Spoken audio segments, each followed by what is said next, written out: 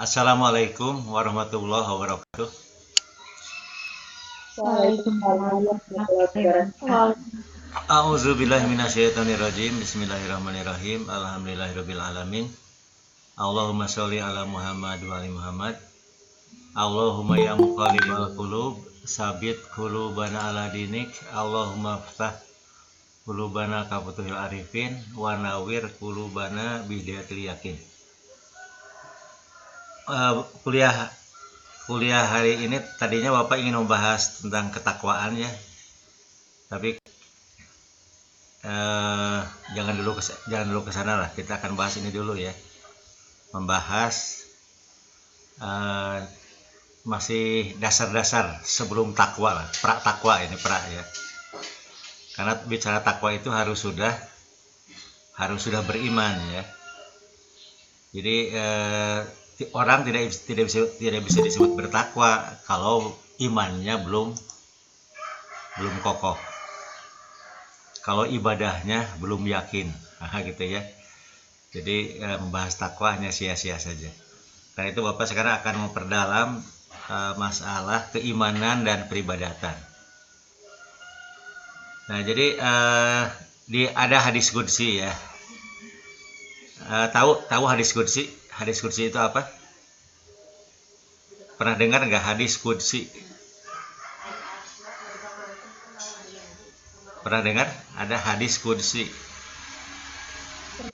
Pernah dengar? Pernah dengar ya? Apa itu hadis qudsi? Ya, tidak tahu, tapi pernah dengar ya, pernah dengar ya. Jadi hadis itu kan, hadis ialah sabda Nabi, terutama maksud sabda Nabi di sini, hadis itu adalah perintah dan larangan Nabi ya. Hadis adalah perintah dan larangan Nabi. Jadi bukan sekedar sabda, bukan sekedar ya, tapi perintah dan larangan.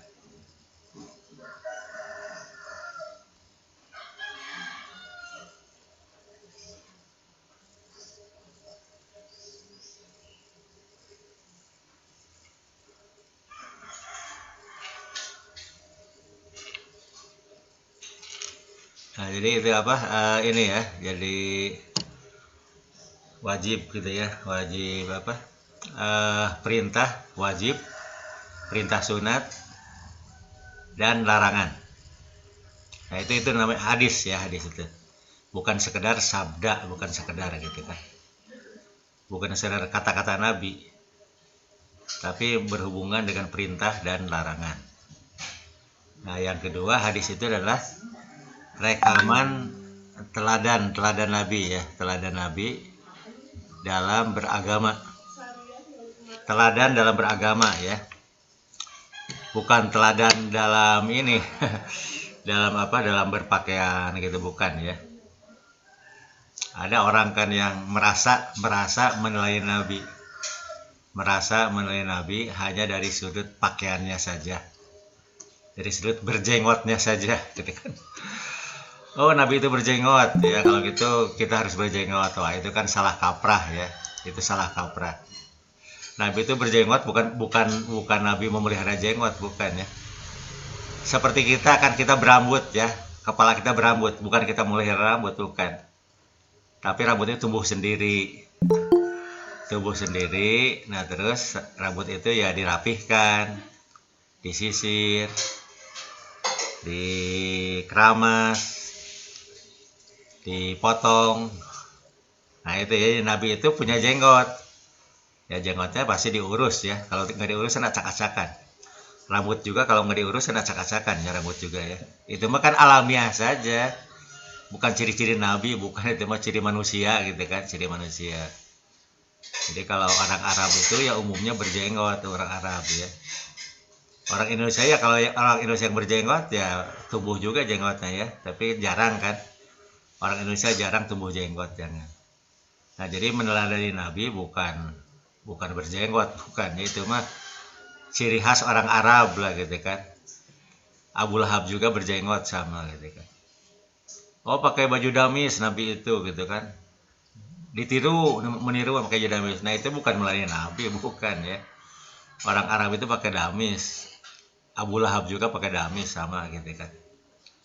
Nah, jadi bukan ya. Yang diteladani itu beragamanya, akhlak mulianya, terutama akhlak mulia terutama ya. Terutama akhlak mulianya terutama itu yang diteladani ya. Nah, jadi hadis itu ya. Nah, kalau Al-Qur'an apa? Ada hadis, ada Quran. Quran itu apa? Quran adalah Al-Quran apa Quran? Quran itu sabda Tuhan ya, sabda Tuhan, firman Allah ya, kalamullah. Jadi Al-Quran itu kalamullah. Jadi itu walaupun yang menyampaikannya Kanjeng Nabi, yang menyampaikan Al-Quran kan lisan Nabi ya, lisannya lisan Nabi Muhammad. Tapi umat sepakat bahwa itu adalah sabda Tuhan, bahwa itu adalah firman Tuhan, firman Allah. Nah, sudah sepakat ya. Jadi kalau Al-Quran itu firman Allah yang disabdakan oleh Nabi Muhammad SAW, itu Al-Quran ya. Nah, kalau hadis sabda Nabi aja, titik ya, sabda Nabi. Nah, jadi baik Al-Quran ataupun hadis pasti benar, pasti ya. Kalaupun salah, bukan salah hadisnya. Tidak ada hadis yang salah. Yang salah itu pencatat hadis ya. Yang salah yang mencatat hadisnya, yang salah yang merekam hadisnya yang salah. Nah, wartawannya yang salah, wartawannya ya. Pembawa beritanya yang salah. Kalau nabinya tidak akan salah nabinya. Nabi pasti benar. Nah, sehingga kalau Al-Quran kan Al-Quran itu tidak ada perbedaan ya. Al-Quran itu karena Al-Quran itu begitu Nabi wafat, ini menurut sejarah gitu kan. Nabi wafat langsung dibukukan. Sehingga Al-Quran itu sama. Tapi kalau hadis beda-beda. Kenapa hadis beda-beda? Karena hadis itu tidak dibukukan. Hadis baru dibukukan sekitar 150 tahun sampai 230 tahun setelah wafatnya Kangjeng Nabi. Nah, baru hadis dibukukan. Makanya hadis beda-beda. Jadi yang beda bukan hadisnya, tapi pencatat hadis ya. Yang beda bukan hadisnya pasti sama ya, pasti ya. Yang beda itu pencatat hadis, mungkin lupa ya, mungkin salah. Kan banyak kemungkinan. Manusia kan makhluk pelupa, manusia itu kan makhluk pelupa dan tukang salah. Jadi ketika mencatat hadis bisa salah gitu kan. Bisa salah, bisa lupa. Malahan ada hadis-hadis ya. Ada hadis-hadis yang sengaja disalahkan. Jadi ada orang ada berniat buruk menyalahgunakan hadis. Ada juga yang gitu ya. Ada yang menyalahgunakan hadis gitu kan. Nah, itu hadis ya. Jadi sekarang hadis kursi. Nah, hadis kursi itu ialah firman Allah hadis kursi itu ya. Firman Allah yang tidak dimasukkan ke dalam Al-Quran. Firman Allah, jadi firman Allah itu ada dua, ada Al-Quran, ada hadis kursi. Nah, hadis kursi itu firman Allah juga, hadis kursi itu. Nah, bedanya itu bukan diisi, kalau isinya sama, isinya sama. Bedanya itu kalau Al-Quran itu firman Allah dengan bahasa yang Nabi pahami begitu, gitu kan? Bukan Nabi mengedit, Nabi tidak mengedit bahasa, tidak ya. Kalau Al-Quran Nabi tidak mengedit bahasa, Nabi pokoknya menangkap ya begitu. Al-Quran itu misalnya Bismillahirrahmanirrahim. Nah, Nabi, pendengaran Nabi jelas sekali ya, bahwa Allah berfirman Bismillahirrahmanirrahim gitu kan. Allah berfirman Qul huwallahu ahad. Allah berfirman Alhamdulillahirabbil alamin. Persis kata-katanya itu. Jadi Nabi menyampaikan persis yang Nabi dengar dari malaikat Jibril ya. Kan guru Nabi itu, guru yang Nabi malaikat Jibril gurunya. Jadi Nabi tidak langsung dari Allah, tidak langsung tapi melalui malaikat Jibril. Walaupun ada yang langsung dari Allah, ada yang langsung dari Allah juga. Nah, jadi ada yang langsung dari Allah. Jadi hadis qudsi itu adalah firman Allah, sebetulnya firman Allah, tapi tidak dimasukkan ke dalam Al-Quran. Nah, oke, itu paham hadis qudsi ya, paham ya. Nah, ini ada hadis qudsi ya. Anda perhatikan ya, untuk kita amalkan ya, perhatikan untuk kita amalkan, untuk kita praktekkan, untuk kita pribadikan dalam diri kita. Ada hadis Nabi gini, langit dan bumi besar nggak? Bumi besar nggak? Bumi besar ya, oh besar sekali bumi. Kita ini hanya setitik yang lebih kecil lagi gitu kan. Bumi itu ini saja, bumi itu kan bulatannya itu berapa kilometer itu bulatannya? Bumi itu ada yang tahu bulatan bumi berapa kilometer? Ya, bulatan bumi itu 40.000 kilometer. 40.000 kilometer ya, 40.000 kilometer. Jadi sehari semalam teh 24 jam. Berarti bumi berputar itu dalam sejamnya, dalam satu jam itu 1667 kilometer. Tapi terpusingnya, orang terpusing gitu. Karena kita nggak pusing.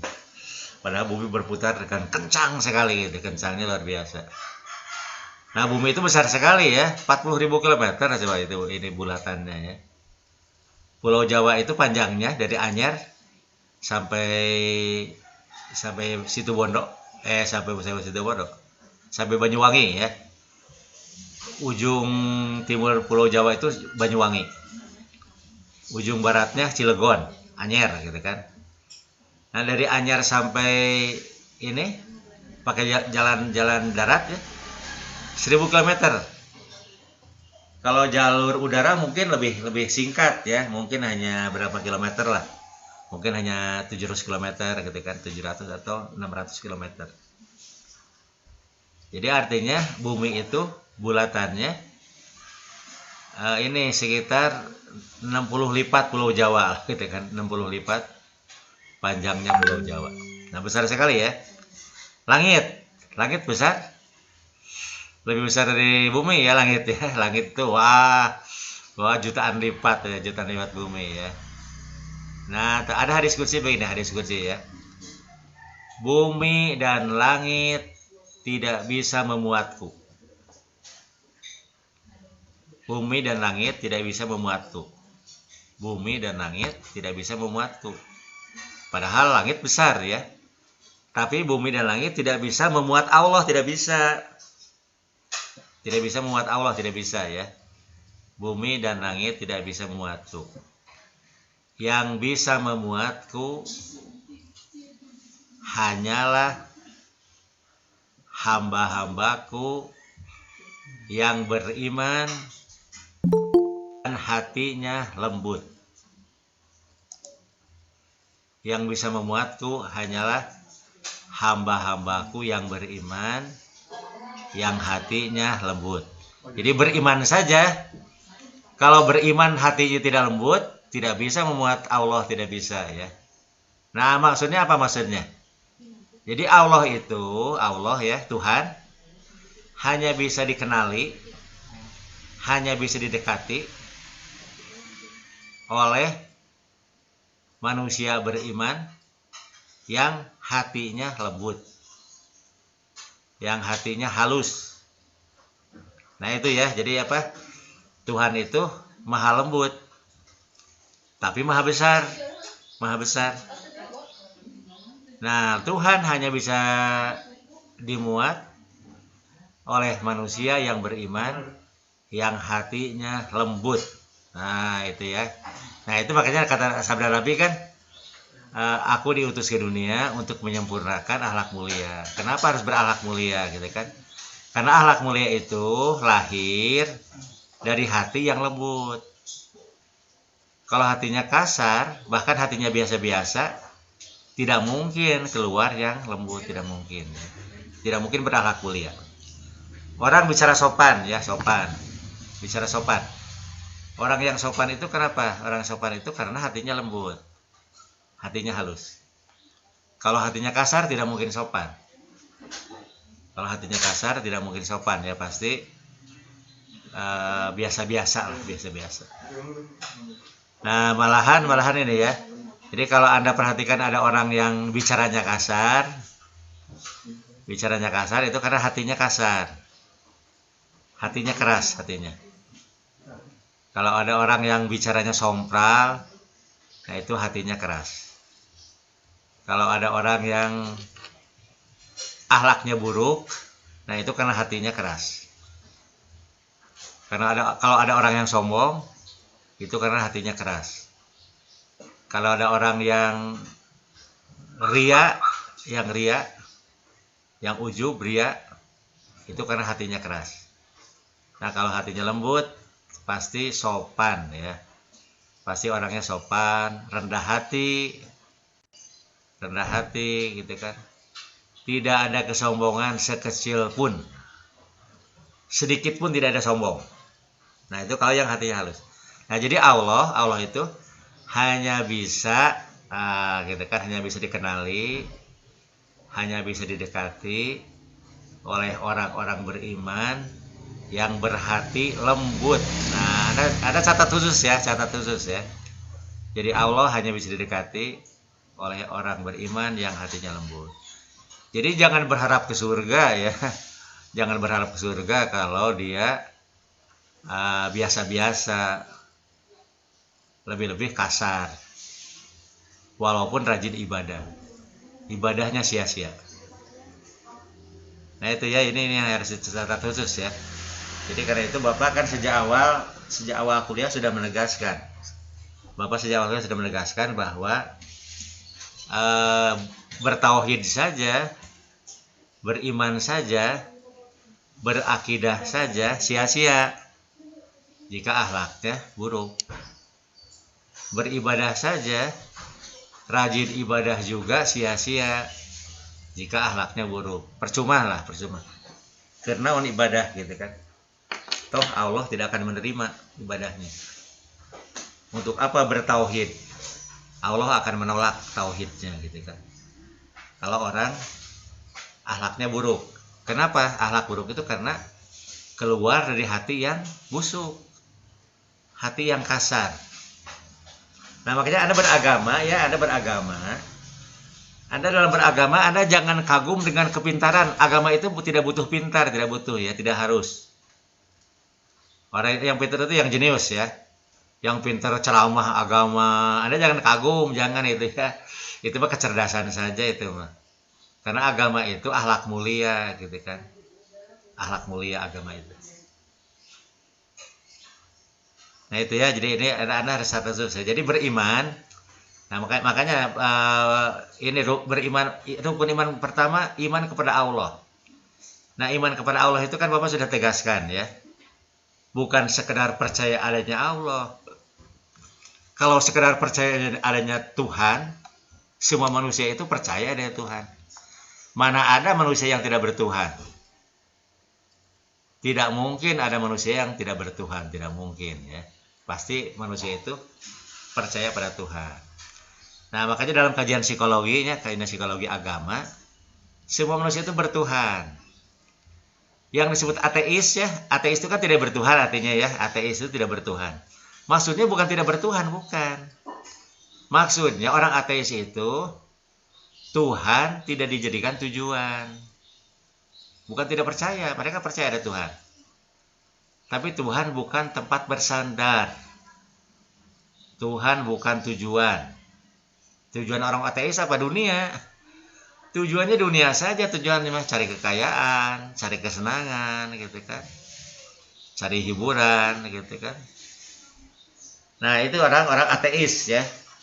Nah, jadi kalau ada orang Islam yang rajin sholat, tapi tapi seperti itu ya, hakikatnya ateis, hakikatnya ateis. Jadi beriman kepada Allah bukan sekedar percaya adanya Allah. Karena kalau sekedar percaya, mana ada manusia yang tidak percaya adanya Allah. Semua manusia pasti percaya adanya Allah, pasti percaya. Bahkan Al-Quran pun menegaskan. Al-Quran menegaskan ya. Jika manusia ditanya, jadi manusia itu kan manusia, apapun agamanya ya. Apapun agamanya. Mau Islam, mau Kristen, mau Hindu, mau Buddha, mau Konghucu, mau Yahudi. Bahkan manusia yang tidak beragama, katakan gitu kan.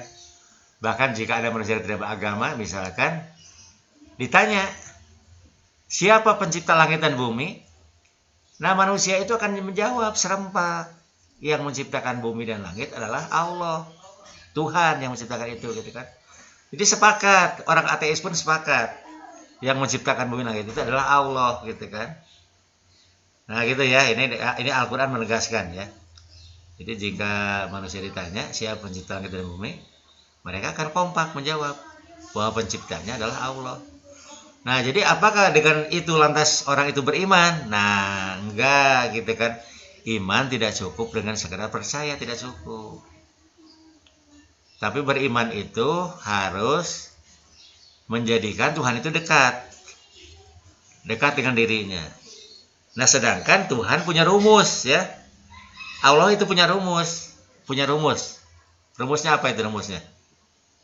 Nah, rumusnya. Nah, ini jangan sampai salah rumus ya. Rumusnya jangan sampai salah. Nanti kalau salah nanti salah amalia, salah pelaksanaan ya. Rumusnya itu Allah itu hanya bisa didekati oleh manusia-manusia yang hatinya lembut, yang hatinya gitu kan. Jadi kalau ada orang teriak-teriak Allahu Akbar gitu kan. Kalau hatinya kasar, Tuhan itu jauh sekali. Tuhan jauh sekali. Tapi orang yang tidak pernah mengucapkan takbir, tidak pernah mengucapkan takbir, hatinya lembut, Tuhan mendekat. Nah, Tuhan mendekat ya. Ada hadis kursi lagi ya, Hadis kursi lagi. Hadis kursinya itu apa ini? Hadis kursi lagi ya. Jika manusia mendekatiku, nah gitu kan. Jika manusia berjalan menujuku, maka aku pun akan berjalan menuju manusia itu, gitu kan. Jika manusia berjalan menuju aku, maka aku pun akan berjalan menuju manusia yang berjalan kepadaku. Nah, jadi artinya bakal cepat ketemu ya. Tapi syaratnya kita harus berjalan. Barang siapa yang mendekatiku dengan cara berlari, maka aku pun akan lari kepadanya, gitu kan. Nah, gitu kan. Aku pun akan lari kepadanya. Jadi cepat sekali ya. Nah, maksud berlari, maksud jalan di sini adalah maksudnya memproses jiwanya, memproses akhlak mulianya. Jadi bagaimana manusia itu memproses hatinya supaya lembut. Jadi hati itu nggak bisa nggak bisa otomatis, nggak bisa. Jadi nggak mungkin ya, kita nggak mungkin. Mereka bertambah usia, hati bisa tambah lembut, nggak sama sekali. Justru tambah umur ya, supaya anda tahu ya, mumpung anda masih muda ya, mumpung masih muda sekali gitu kan, mumpung masih muda. Justru tambah usia, manusia itu tambah keras hatinya. Semakin tambah usia, manusia itu hatinya semakin keras. Semakin keras seperti batu. Nah, jadi bagaimana supaya hati itu lembut? Hati lembut itu harus latihan. Harus berlatih. Dan berlatih itu yang bagus sejak muda. Sejak muda ya. Karena kalau sudah tua berat. Kalau sudah tua berat sekali ya. Kalau sudah tua itu sudah berakar. Sudah berakar. Berat sekali ya. Nah, jadi itu ya, jadi Allah hanya bisa didekati oleh manusia yang hatinya lembut. Nah, yang hati lembut itu akan muncul, akan kelihatan ya. Jadi akhlaknya mulia, bicaranya sopan, santun gitu kan, halus, banyak minta maaf gitu kan. Nah, orang yang ini yang akhlaknya mulia itu banyak minta maaf ya. Bukan bukan minta maaf seperti wartawan, bukan. Tahu minta maaf wartawan? Minta maaf wartawan bukan karena dosa, bukan ya. Minta maafnya bukan karena dosa. Pembicara televisi coba apa? Pembawa acara di televisi, pembawa berita, banyak minta maaf itu. Banyak minta maaf itu. Maaf, sambungan Anda terganggu. Maaf. Jadi sambungannya sedang buruk. Maaf, suaranya tidak nyambung. Maaf. Nah, itu bukan maaf dosa, bukan ya. Nah, jadi orang yang hati lembut itu banyak memohon ampunan kepada Allah. Banyak minta maaf ke manusia. Minta maafnya itu karena misalnya tersinggung ya, bisa saja kan, misalnya Bapak berusaha berkata yang benar ya. Bapak berusaha berkata yang benar, tapi bisa saja kan orang tersinggung gitu kan. Bisa terjadi orang tersinggung ya. Ini kok ada yang baru masuk ini ya, sudah jam 9 ya. Muhammad Raja nih baru masuk nih, baru udah jam 9. Sudah telat sekali ya. Jangan sampai telat gitu ya.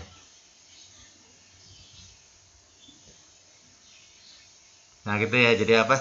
Nanti yang telat-telat ya dengarkan rekaman ini ya, rekaman videonya ya, rekaman video ngajar ya, supaya nyambung.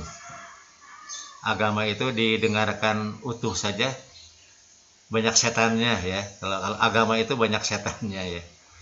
Setan itu berkeliaran. Anda harus catat ya. Setan itu dalam diri kita ya, dalam diri manusia. Mudah-mudahan tidak ada di Bapak, mudah-mudahan jangan ada ya gitu kan. Paling sedikit setan itu berapa orang ya Mas? Yang Anda tahu? Setan dalam diri manusia paling sedikit berapa orang? 2. 2, bukan 2 ya, 4. Paling sedikit 4 orang ya. Di Quran disebutkan ya, paling sedikit 4 orang. Di mana saja? Di depan, di belakang, di kiri, di kanan. Nah, itu paling sedikit. Depan, belakang, kiri, kanan. Setannya itu jadi 4, paling sedikit. Tambah usia, tambah banyak setannya. Asalnya 4. Nanti kalau usianya tambah, berubah jadi 8. Tambah lagi usia, jadi 16 setannya itu. Tambah lagi, jadi suara 16 kali 16. Bahkan ada yang berjuta-juta setan ya. Dalam seorang diri manusia ada yang berjuta-juta setan. Nah, makanya ini apa? Ini ya. Jadi semakin tinggi kedudukan seseorang, setannya semakin banyak. Setannya semakin banyak. Jadi kalau ulama besar, setannya banyak sekali gitu kan. Bisa jutaan itu ya. Dan itu jago-jago setannya, Kak. Kalau setan untuk ulama ya, setannya pun di atas ulama ya, setannya di atas ulama. Lebih cerdas, lebih menguasai agama, lebih jago. Nah, makanya agama itu rumusnya ya. Untuk paham agama itu sebetulnya rumusnya itu gampang rumusnya mah. Agar paham agama, agar ringan menjalankan agama, rumusnya gampang. Rumusnya itu kita melunakkan hati. Kalau hati dilunakkan, kita ringan menjalankan agama, ringan. Dan kita paham agama. Kalau hati kasar, walaupun orang jenius ya, orang jenius itu misalnya IQ-nya sampai 160 IQ-nya gitu kan. Kalau hatinya kasar, sia-sia. Dia memang pasti pintar pasti ya. Orang itu pasti hafal Al-Quran 30 juz, pasti hafal lah gitu kan. Pasti. Hafal hadis-hadis, mungkin ribuan hadis hafal. Apa ya, buku-buku juga dia kuasai, buku agama gitu kan. Jadi ilmu agamanya akan banyak gitu, tapi pasti salah pasti. Pemahaman agamanya pasti salah. Jadi kalau hatinya kasar, orang itu, jadi agama itu tergantung orang ya. Kalau orang itu hatinya kasar, ya dia pun memahami agama kasar agamanya itu. Makanya kenapa orang ada pindah agama ya? Anda pernah dengar yang pindah agama ya? Orang pindah agama gitu kan? Pindah agama itu kenapa? Nah, dalam teori psikologi ya, orang berpindah agama itu Karena memandang agama yang ia peluk itu banyak kekurangannya, banyak kelemahannya, ada cacatnya gitu. Agama yang dipeluk itu ada cacatnya. Nah, dan dia melihat agama yang dia tuju, misalnya pindah ke agama apa gitu kan. Oh, agama itu banyak baiknya, banyak kelebihannya, bisa menjadi solusi bagi kehidupannya gitu. Makanya orang pindah agama. Nah, itu sebetulnya paham agama itu tergantung hatinya gitu kan. Kalau hatinya lembut, maka ia akan melihat agama sebagai sebuah solusi. Agama itu sesuatu yang menyenangkan sekali gitu kan, menyenangkan. Bukan menyenangkan nafsunya, bukan ya. Bukan menyenangkan nafsu, tapi menyenangkan batinnya. Batinnya senang. Nah, tapi kalau hatinya kasar, ya agamanya pun kasar agamanya. Sholat tapi kasar gitu kan. Haji tapi kasar gitu kan. Umroh tapi kasar. Bayar zakat tapi hatinya kasar. Nah, itu ya, jadi Bapak ingin menekankan ya, bahwa beriman itu kata kuncinya itu bukan sekedar percaya ya, bukan sekedar percaya. Kalau sekedar percaya, semua manusia percaya adanya Allah. Semua manusia percaya adanya malaikat. Mana ada orang tidak percaya adanya malaikat? Siapapun orang pasti percaya adanya malaikat gitu kan. Nah, tapi kalau hatinya lembut, tidak mungkin bisa meneladani malaikat. Malaikat itu apa? Malaikat itu apa? Sujud ya. Kalau Quran itu misalnya sujud. Sujud itu simbol merendahkan diri ya. Simbol merendahkan diri. Merendahkan diri pada siapa? Merendahkan diri kepada Allah, merendahkan diri kepada Rasulullah, serta rendah hati di hadapan manusia, tidak ada kesombongan. Nah, itu manusia yang beriman dan hatinya lembut. Nah, jadi tadi ya Allah itu maha suci. Allah maha suci, hanya bisa didekati oleh manusia yang suci. Manusia yang suci itu apa sih? Konkretnya manusia yang berakhlak mulia. Konkretnya manusia suci itu manusia yang berakhlaknya mulia, akhlaknya terpuji. Walaupun dirinya tidak suka dipuji, tidak mau dipuji gitu dirinya itu. Dirinya itu hatinya tidak mau dipuji hatinya. Jadi kalau lisannya mungkin pura-pura ini saja berterima kasih, terima kasih. Ketika dipuji itu, ya kita juga gitu ya. Kalau ada dipuji oleh orang, kamu jangan puji saya, jangan gitu ya. Orang kan tersinggung gitu ya. Orang dia tersinggung. Jadi jangan bicara gitu, jangan. Kalau orang muji ya kita ucapkan terima kasih aja. Terima kasih. Tapi hati kita nangis ya, hati kita nangis. Karena yang layak dipuji itu hanya Allah semata. Alhamdulillahirabbil alamin, segala puja-puji hanya untuk Allah semata, bukan untuk saya, bukan gitu kan. Nah, jadi kalau kita sering ngucapin alhamdulillah ya, kita harus sadar, harus melembutkan hati kita, melembutkan. Jadi segala puja-puji bagi Allah, bukan bagi saya, bukan gitu kan. Nah, itu hati kita gitu ya. Allahu Akbar, Allah Maha Besar. Oh, saya mah tidak ada apa-apanya gitu kan. Saya bukan sekedar kecil, bahkan saya tidak ada apa-apanya. Kecil masih ada, kalau kecil mah kan. Saya malah tidak ada. La haula wala quwata illa billah. Tidak ada daya dan kekuatan kecuali daya kuatnya Allah. Jadi orang yang lemah, yang lunak hatinya itu akan mengatakan segala sesuatu dari Allah. Kalau ia dibisakan ya, dibisakan bisa apa gitu kan. Dia tidak pernah bangga dengan dirinya, tidak pernah. Dia memuji Allah saja. Oh iya, saya bisa begini karena dibisakan oleh Allah. Dibisakan gitu kan. Nah, itu ya, jadi apa?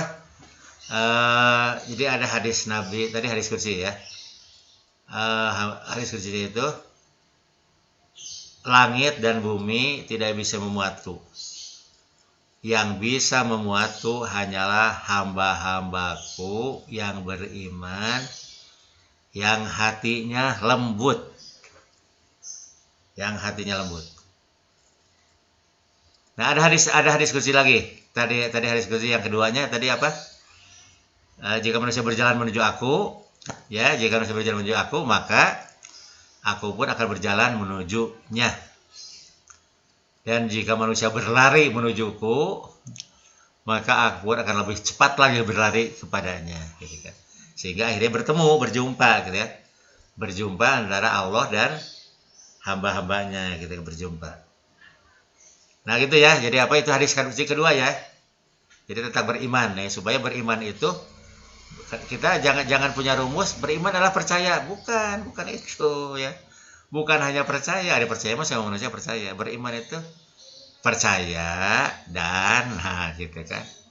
Dan kalau dengan Allah dekat. Nah, dekat itu dengan cara apa? Bagaimana cara mendekati Allah? Nah, cara mendekati Allah itu adalah dengan berakhlak mulia. Tidak ada cara yang lebih baik dalam mendekati Allah kecuali dengan cara berakhlak mulia.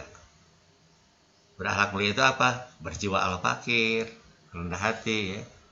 Dan punya kepedulian tinggi, peduli ya. Senang membantu ya. Senang membantu orang, Jadi kalau di rumah, nah Anda di rumah ya. Anda harus sering membantu orang tua, sering yang meringankan beban orang tua. Beban orang tua kan banyak kan ya di rumah itu kan. Tiap hari orang makan. Kalau tiap hari makan pasti harus masak, gitu kan. Harus masak makanan. Apa masak makanan ringan? Capek masak makanan capeknya luar biasa. Masak itu capek. Nah, Anda membantu memasak ya. Apalagi sudah makan piring balatak. Aduh, nyuci piring itu capeknya luar biasa. Capek. Minimal Anda itu yang meringankan misalnya Anda itu biasakan kalau makan itu selesai makan langsung cuci piringnya. Cuci gelasnya sehingga tidak ada piring yang tersisa kotor, tidak ada gitu kan. Lihat rumah bala, segera sapukan. Walaupun 10 kali nyapu tidak naon. Karena an-nazafatu minal iman. Kebersihan itu merupakan wujud iman. Nah, jadi kalau hatinya kasar tidak mungkin mau kan nyapu, capek, malas gitu kan. Tapi kalau hatinya lembut ya, dia lembut. Oh, ternyata bersih itu merupakan wujud keimanan. Nah, jadi Anda akan bersih-bersih, gitu kan, bersih-bersih pakaian gitu kan. Baju kan kalau tidak dicuci bau gitu kan. Baju itu baru sekali dipakai saja bau itu. Karena keringatan ya. Keringat itu pasti mengeluarkan bau yang tidak sedap. Nah, bagaimana menghilangkan bau? Ya dicuci gitu kan. Dicuci mau udah selesai hilang. Nah, karena bau itu adalah virus-virus ya. Bahaya virus kan. Kenapa merah virus? Menikmatikan virus nah gitu kan. Nah, dengan cara apa? Dicuci ya. Nah, jadi ini ya peduli itu bentuk kepedulian itu ya dari yang dekat dulu ya, peduli itu ulah ke yang jauh peduli. Sementara di rumah tidak peduli, jangan gitu ya. Jadi apa? Kita harus utamakan peduli itu di rumah. Harus senang bersih-bersih, senang lah gitu kan. Harus punya hobi bersih-bersih, harus punya hobi. Harus punya kegemaran.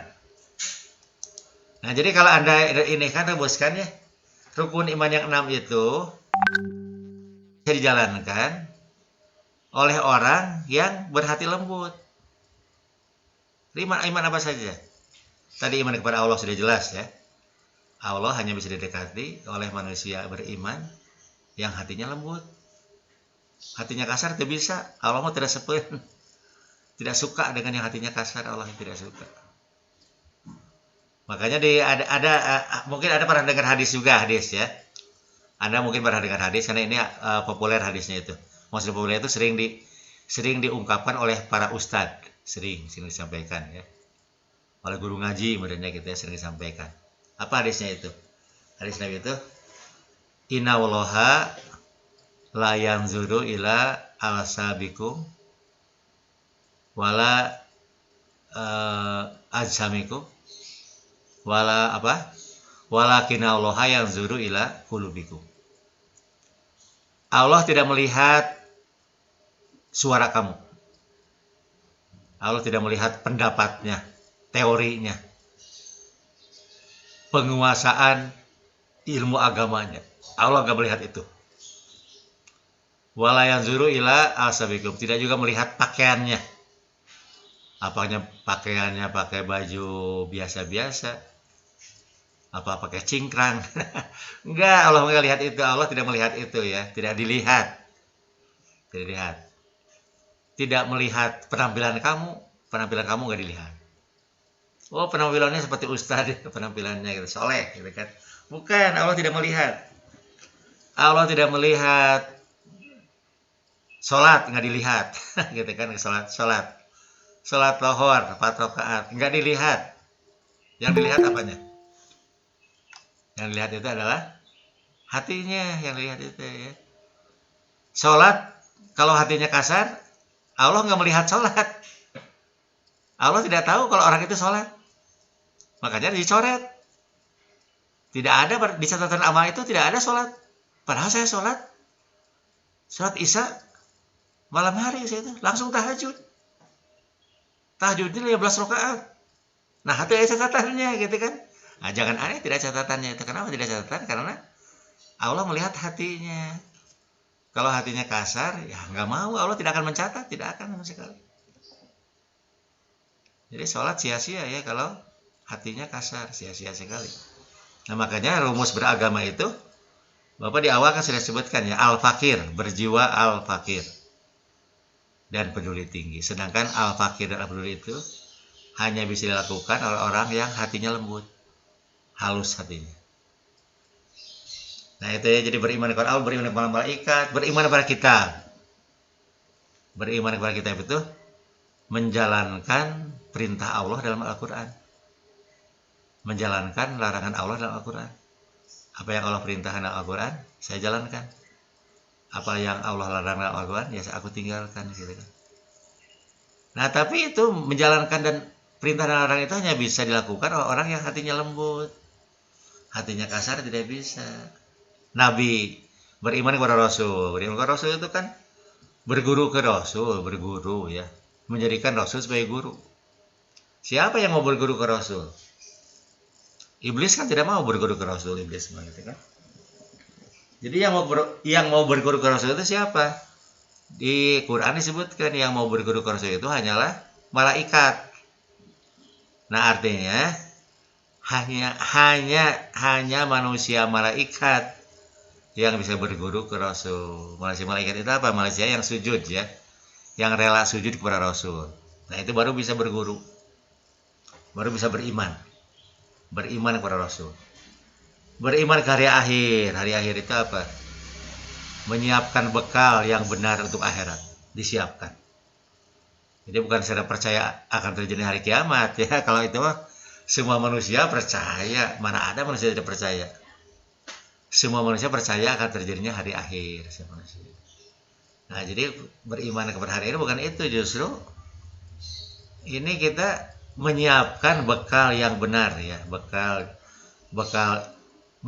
tauhid, bekal ibadah, bekal akhlak mulia yang benar, yang lurus, agar bisa sampai ke akhirat gitu. Nah, itu hanya bisa dilakukan oleh yang beriman kepada takdir, senang dengan takdir Allah. Jadi beriman dengan takdir bukan sekedar percaya akan terjadi takdir, bukan. Kalau percaya semua orang percaya. Orang Cina percaya dengan takdir, orang India percaya dengan takdir. Orang Kristen, Hindu, Buddha, semuanya percaya dengan takdir. Nah, yang tidak bisa itu bukan percaya. Kalau percaya pada bisa. Yang tidak bisa, yang susah ya, nyaris tidak bisa adalah senang dengan takdir, senang. Manusia, mana ada manusia yang senang dengan takdir Allah? Manusia kan senang ketika dapat untung senang, gembira, senyum gitu kan. Tapi dapat rugi, sedih gitu kan. Dapat padahal rugi itu takdir. Rugi itu takdir. Tidak lulus ujian takdir. Gitu ya, sakit takdir. Nah, seharusnya orang beriman mah senang dengan takdir itu, senang. Nah, tapi siapa yang senang? Hanya orang beriman yang hatinya lembut. Bisa senang dengan takdir Allah. Nah, gitu ya, jadi rukun iman itu bukan sekedar percaya, tapi harus disertai qalbun lainun, hati yang lembut, hati yang halus, tidak kasar. Nah, untuk sementara itu dulu ya, untuk sementara. Jadi Bapak memperkokoh kajian tentang keimanan dan ibadah. Ada yang mau bertanya? Maka silahkan, ada yang mau bertanya dulu, silahkan. Ada yang bertanya dulu, maka silahkan.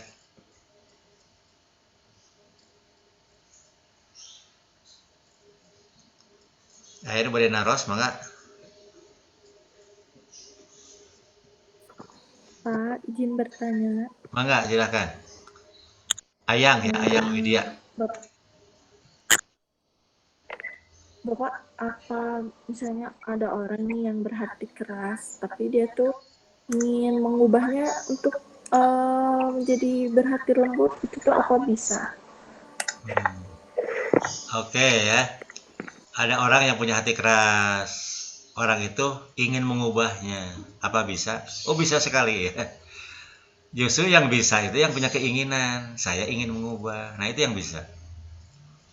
Yang susah mah justru tidak punya keinginan. Nah, itu yang yang nggak punya keinginan, nggak ada niat. Niat juga nggak ada. Bahkan tahu pun tidak. Tahu dianggapnya agama itu cukup dengan sholat, dengan puasa saja. Cukup dengan zakat, cukup dengan haji dan umroh. Jadi anggapnya. Padahal sholat tanpa akhlak mulia sia-sia, puasa tanpa akhlak mulia sia-sia, bayar zakat tanpa akhlak mulia sia-sia, umroh tanpa akhlak mulia sia-sia, haji tanpa akhlak mulia sia-sia. Nah, jadi orang itu tidak tahu bahwa beragama itu harus hatinya lembut. Kan celaka.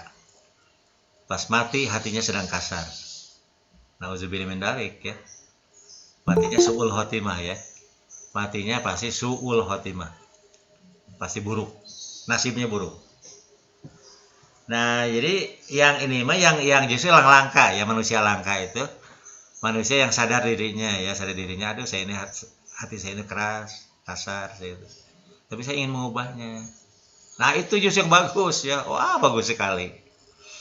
Susah manusia langka gitu ya, manusia yang sadar dirinya merasa salah ya, merasa kotor, kasar gitu kan. Kan yang terbagus sikap itu kan merasa buruk ya. Kita ini walaupun kita halus ya, kata kita jangan merasa halus ya, merasa aduh ya Allah kalau saya masih kasar gini gitu kan, masih belum bisa halus lah.